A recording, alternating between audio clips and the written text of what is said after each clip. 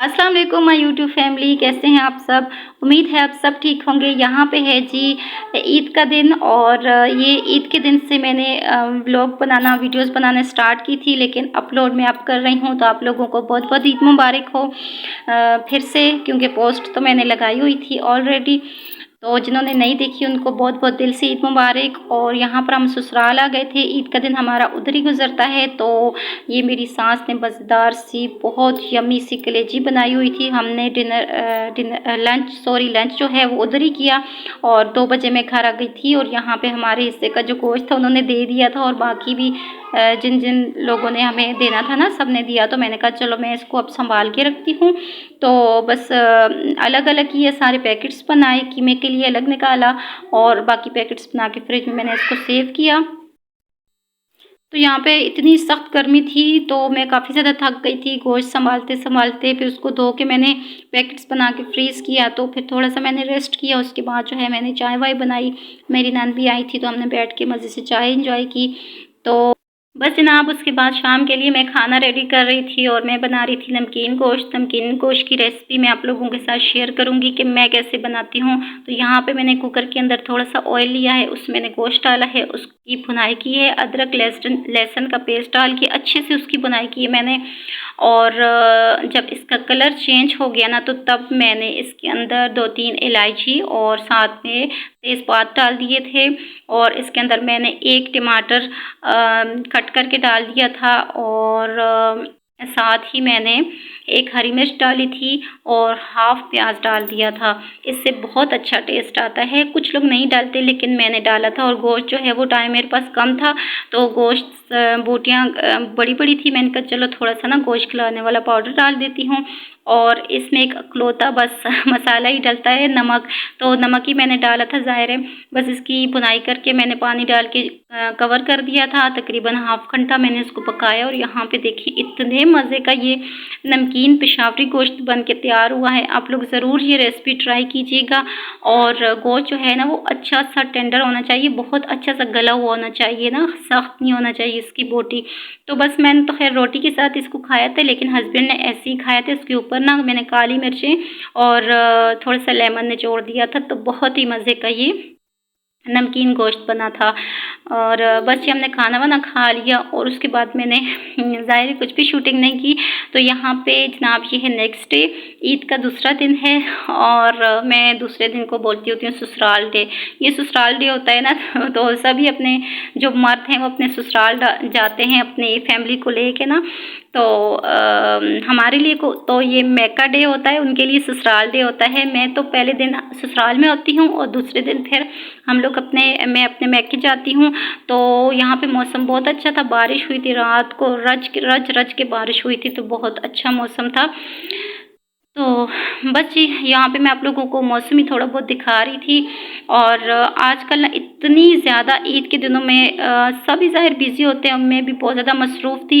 तो इस वजह से मैंने अच्छे अच्छे क्लिप्स नहीं बनाए। बस जो भी मुझे जिस टाइम मिला तो मैंने थोड़ी बहुत शूटिंग की। मैंने कहा आप लोगों को मैं ईद की जो अपडेट है वो दे दूँगी। और यहाँ पे मैं नाश्ते के लिए चाय बना रही थी, मज़ेदार सी कड़क सी, और चाय पियेंगे। साथ में मैंने पराठे वगैरह बना लिए थे। और नाश्ता करने के बाद मैंने घर की क्लीनिंग की, पूरा घर अपना साफ़ सुथरा किया। उसके बाद यहाँ पे मैं रयान का सूट प्रेस कर रही थी और अपना भी मैंने प्रेस किया। और बस मैंने रयान को रेडी किया। उसके बाद हम लोग निकल गए अम्मी के घर जाने के लिए। तो बस जी यहाँ पे मैं कपड़े ही प्रेस कर रही थी। और आप लोगों से रिक्वेस्ट करती हूँ कि मेरे चैनल को सब्सक्राइब कीजिए। मेरे बहुत ज़्यादा सिंपल व्लॉग होते हैं और मैं अपनी रियल लाइफ जो है वो आप लोगों के साथ शेयर करती हूँ। मैं ख़ुद यूट्यूब पे जब देखती हूँ ना व्लॉगिंग, किसी के भी व्लॉग्स देखती हूँ, तो मुझे ऐसे व्लॉग्स बिल्कुल भी पसंद नहीं आते जिनमें कुछ सीखने को ना मिले या जिनमें दिखावा बहुत ज़्यादा हो। तो मुझे बस वही व्लॉग्स अच्छे लगते हैं जो सिंपल हों और जिनमें दिखावा ना हो, जिनमें झूठ ना हो। तो बस मैं भी ऐसे ही व्लॉग्स बनाती हूँ। बिल्कुल ये सिंपल मेरी प्योर लाइफ है और मुझे दिखावा और झूठ जो है वो बिल्कुल भी पसंद नहीं है। तो इस वजह से मैं जैसी मेरी सिंपल सी लाइफ है बस वैसी मैं शेयर करती हूँ, ठीक है। और इसमें मुझे कोई भी शर्म नहीं है। अगर मैं घर में चटनी के साथ रोटी खा रही हूँ ना, तो वो भी मैं सच ही बताती हूँ, झूठ नहीं बताती कि मैंने कढ़ाई बनाई है आज।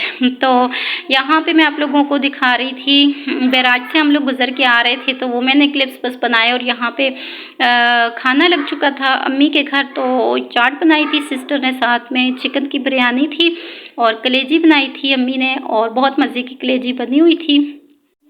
हाँ, बस साथ में जो थे कोल्ड ड्रिंक थी, और हमने खाना वाना खाया।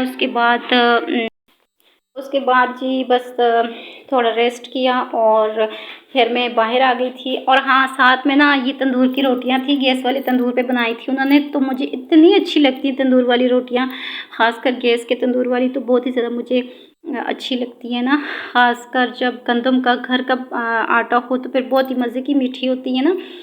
तो यहाँ पे मैं बाहर आई थी, मैंने कहा आप लोगों को मैं थोड़ा सा अम्मी के घर का व्यू दिखाती हूँ।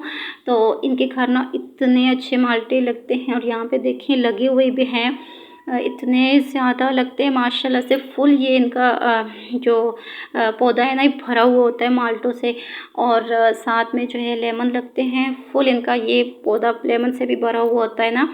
तो बस यहाँ पे मैं आप लोगों को दिखा रही थी, ये एलोवेरा लगी हुई है, फ्रेश एलोवेरा है। यहाँ से मैंने थोड़ी सी फिर काट भी ली थी अपने लिए। तो इसके बहुत ज़्यादा फ़वाद होते हैं स्किन के लिए, बालों के लिए, बहुत ही अच्छी चीज़ है। तो मेरा भी दिल करता है मैं अपने घर में ना लगाऊं, तो इंशाल्लाह मैं लगाऊंगी ज़रूर।